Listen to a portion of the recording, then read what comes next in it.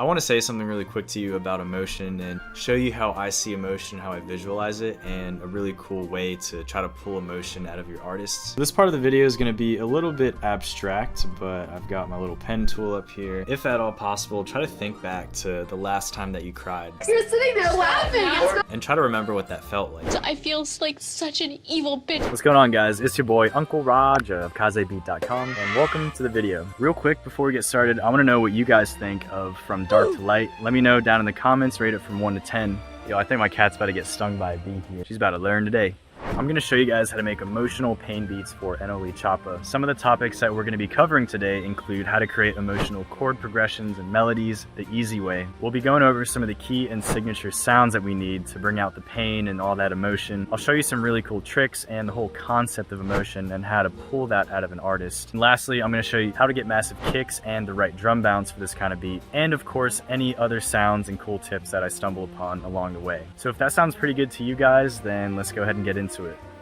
So I recently got this kit. It's called the Amethyst Complete Bundle. Over the course of 6 years of music production, this is by far one of the best deals I've ever gotten on a bundle. Big shout outs to Bull Sound who created the Amethyst Bundle. Within the bundle, you'll find a drum kit, comes with 808s, claps, hi-hats, kicks, rim, snare, a loop kit, a MIDI kit, an Omnisphere bank, which is amazing, and a one-shot kit. The entire bundle totals to over 320 sounds. And the craziest thing is, this bundle is only $47. I'm not sure how long this offer is going to last, so at least make sure that you go check out the link in my description. If you're unsure, you can actually check out their second option, which is called the Amethyst Mini version, which is essentially a demo version or a free version of their kit. If any of this sounds good to you, then you can click the link in the description. It'll bring you right to the kit and you can explore everything yourself. So with that being said, let's move into the chord progression. We got the BPM of the project set to 174. We're doing this in double time, so you can imagine the BPM to actually be 87. The scale that we're going to be using is D sharp minor. It sounds like this.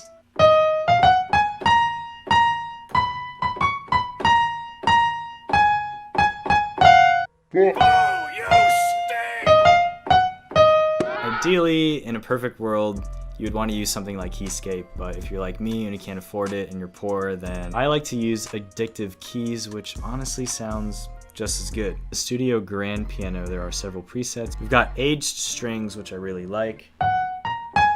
I think we might use this for the emotional tone. Like I mentioned in the introduction, we're gonna make our chord progression the easy way using the Amethyst Bundle. So we're gonna go down to the MIDI kit, go to the minor scale, and find our scale. We're in D sharp minor, and it seems like we only have D minor, but that's no big deal. We can go to our piano roll and simply drag and drop this bad boy in. The easy way to remedy this is just highlight everything, hit shift and the up arrow, and we're now, oh my god, in D sharp minor.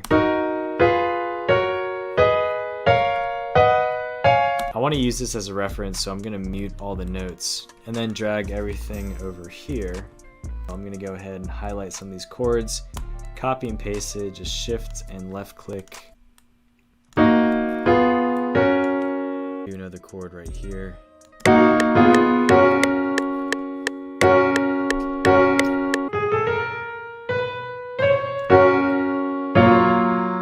Let's go back to the MIDI chords. Just copy this foundation over.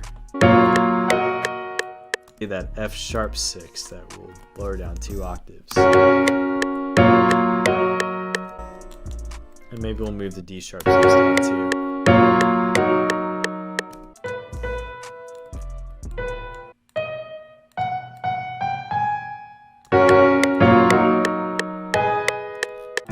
Just kind of add some bass notes like this.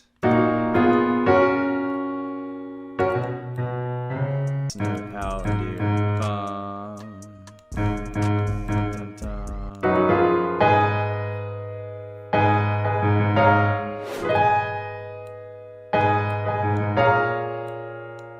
So So we got our piano pattern down. I'm just gonna show you guys a little bit of the processing that I did. All I did was a simple EQ to take out some nasty frequencies, and I boosted the top shelf a little bit. We just wanna mix and manipulate the sound so that we get a more airy and ambient quality. So I went over to RC20. I mainly just use the RC20 for that air distortion and to turn up the brightness using this tone knob right here. The next thing that I did was I made a little parallel track just for the reverb. I used a preset ambience plate and I just kind of messed with the low and high cut.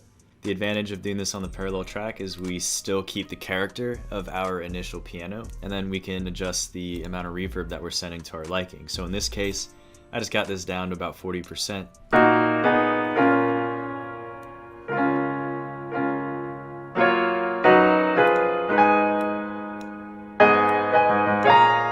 So I want to add a little bit of pizzazz onto this piano line we already got, so I'm making a separate track, and I'm just going to do a little bit of random playing.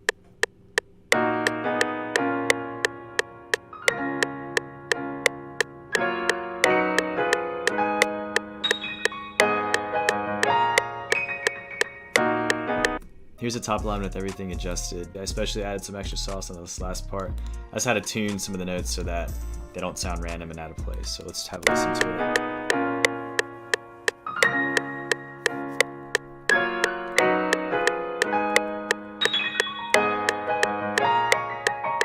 We're gonna go back to the Amethyst Bundle kit. So I'm gonna run over to their one-shot kit and check out some of the bells that they got.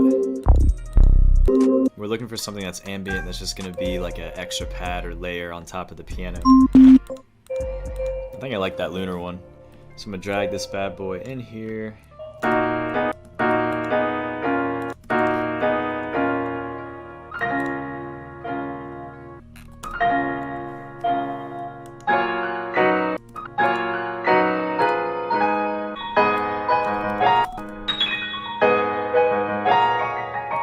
It's actually quiet, so we're gonna normalize it.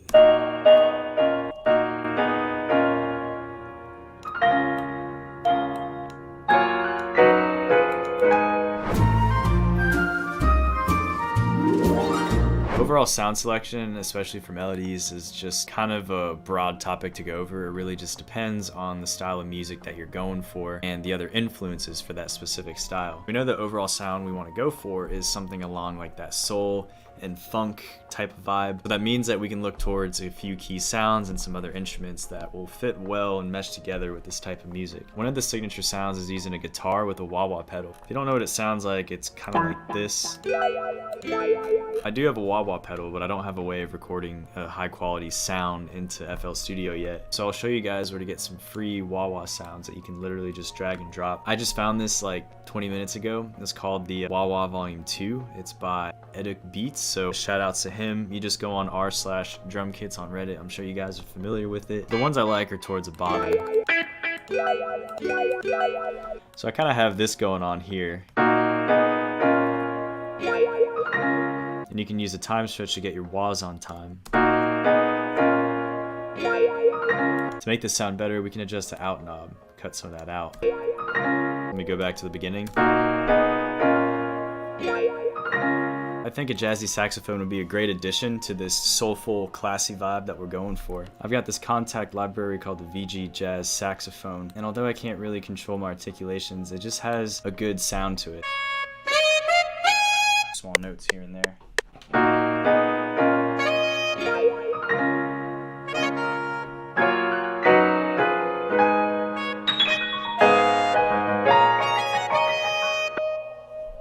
You want to make sure that your saxophone isn't playing at the same time as a piano, so I'm going to try to move this one here. If you are going to have longer notes like this, just turn the velocity down.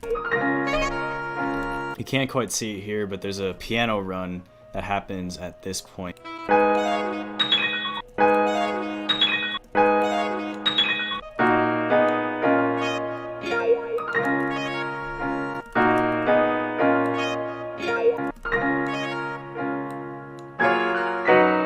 For the mix, I stuck a reverb on first because the sax can be kind of abrasive and in your face. So initially I just want to like push the sound back to the back of the mix using this reverb. Then I sent the sax through some heavy reverb like this. And then I had one more parallel track which just had a delay on it, which is the Manny Marroquin delay. It's just like a nice delay. It's a little bit better than the Fruity Delay 3 sax going on.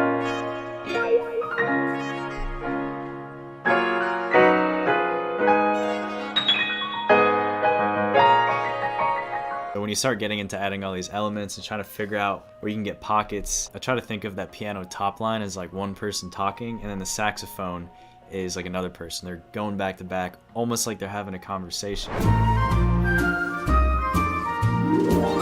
If at all possible, try to think back to the last time that you cried. You're sitting there laughing. And try to remember what that felt like. I feel like such an evil bitch. For me, it's just like this intense thing that starts forming like in the middle of your chest right here. And so the feeling that you get is like all this red, or maybe you're like sad or something. So, you know, bad emotions that sit underneath, almost like they're underwater. When you get these emotions like sadness, and whenever you begin to feel angry or something, it's intense, but it's only momentary. It's always like a buildup of pressure, and then it eventually has to release, either through doing something else or like crying. I always like feel this transfer, almost like it's surfacing above water, and then, you know, tears start coming out. That's the effect that we're gonna try to get with this beat. And the really cool thing is we can get that ebb and flow and that kind of release using filters and automation. So I'm gonna show you guys how to get that right now. So what I wanna do is go to my addictive keys, the piano loop. We're gonna turn on this Fruity Love filter. If you look over to the right, there's this modulation. It's got the X and Y coordinate grid system. Here's the gem. We're gonna make a new pattern and just call it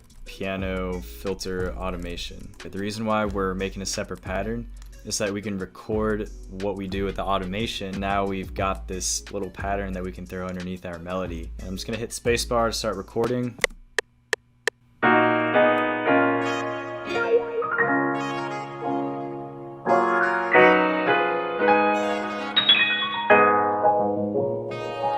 Let me drag this out, and as you see, we have all the automation that I just recorded. Another useful tip is you can double click the filter automation. We can draw in the automation and like how much we're doing the filter and everything. Let's say, for example, on the hook you want the emotions to be really intense there. We can use this technique to try to replicate that feeling. On these type of beats, you always got to have some kind of female vocal going on in the background. So we got Arcade by Output. I'm using Hooked, and the specific kit I have is called Sweet Tooth. From the top.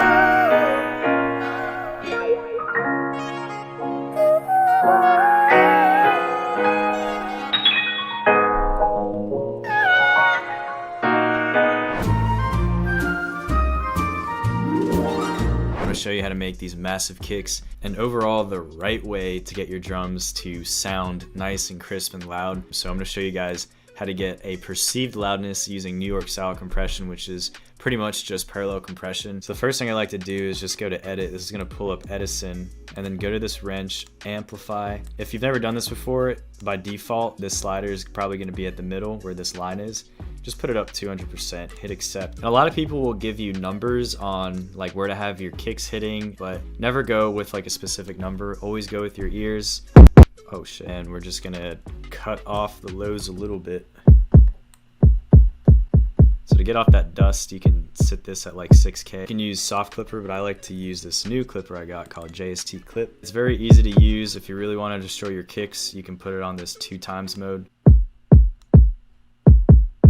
The last things I do for my kicks, and I usually do this later in the mixing process, but I just want to get this out the way right now, and this is just parallel compression. I pretty much just squash the hell out of the signal, and I adjust the volume fader until I get the sound right. This is what the kick sounds like right now. Nice, but it could be more intense, and I do that using another parallel track, which is the saturation. I'm using Fab Filter Saturn, which is just beautiful. It's amazing. The type of saturation that I'm using is called gentle saturation. And the drive right now is at about 25%, so listen to what happens when I turn it up all the way. It's gonna get pretty loud, so be careful. And just like on the parallel compression, turn the volume fader down.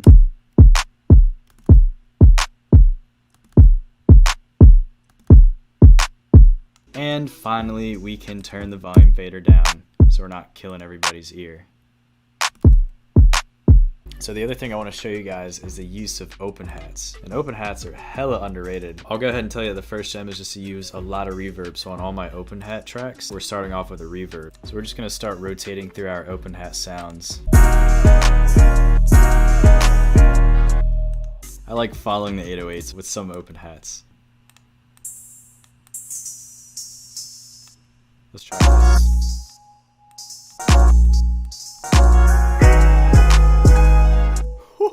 Fire. There you have it, guys. Welcome to the end of the video. Hopefully you learned something and you were entertained at the same time. If you experienced one or both of those, then please drop a gwas, game was a success, into the comments, and hit me up on IG if you have any suggestions or you just want to chat, have any recommendations, etc. If you want to be a part of the comment house, then go ahead and hit that subscribe button and like this video, because I'm dropping my very first drum kit as soon as I hit 1K subs. You're definitely going to want to be a part of this because it's going to be all the sounds and Omnisphere banks that I've used for like the past 6 years. So yeah, that being said, please support your boy Kaze. Thank you so much for your time and watching the video, and as always, I'll catch you very soon. Take care.